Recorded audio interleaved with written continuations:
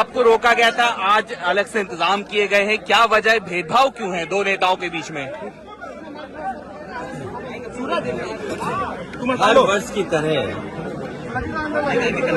इस लोहिया पार्क में हम लोग डॉक्टर राम मनोहर लोहिया जी को याद करते हैं और आज के दिन हम सभी समाजवादी लोग इकट्ठे होते हैं यहाँ पर आकर के और माल्यार्पण के बाद उनसे प्रेरणा लेते हुए संकल्प लेकर के जाते हैं कि डॉक्टर राम मनोहर लोहिया,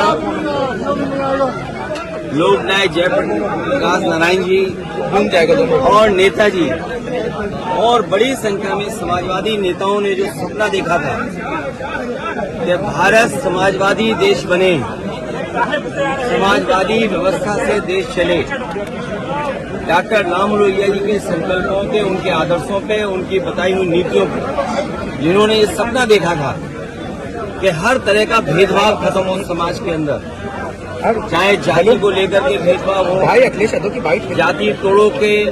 जाति तोड़ों का आह्वान किया हो, या रीजनल स्तर पे जो भेदभाव होता है उसको लेकर के भी डॉक्टर राम लोहिया ने कहा कि इस तरह का कोई भेदभाव नहीं होना चाहिए। सत्य क्रांति का जो आह्वान किया था वो सही मायने में समाज को दिशा देता है। डॉक्टर राम मनोहर लोहिया को आज याद करते हुए हम संकल्प लेते हैं कि जो समाजवादी भारत का उन्होंने सपना देखा तो उस सपने को पूरा करेंगे।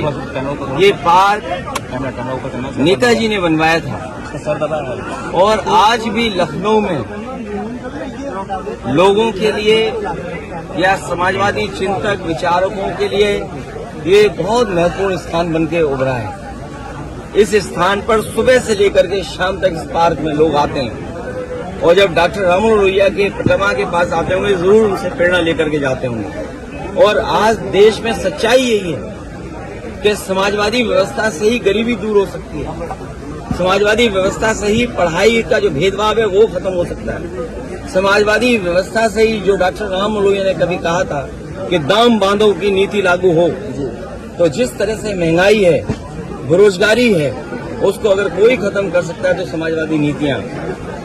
हालांकि जयप्रकाश जी ने संपूर्ण क्रांति का आह्वान किया था, महंगाई या भ्रष्टाचार उस समय की राजनीतिक परिस्थितियों को लेकर के सरकार को इस तरह का व्यवहार कल नहीं करना चाहिए था जिस तरह का सरकार ने व्यवहार किया था।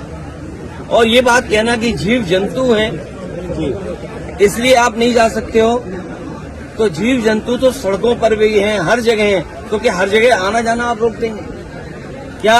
जीव जंतु से आप पूरा यातायात रोक दोगे? सड़कों पे चलने को रोक दोगे क्या आप? इसी बहाने को लेकर के जीव जंतु हैं।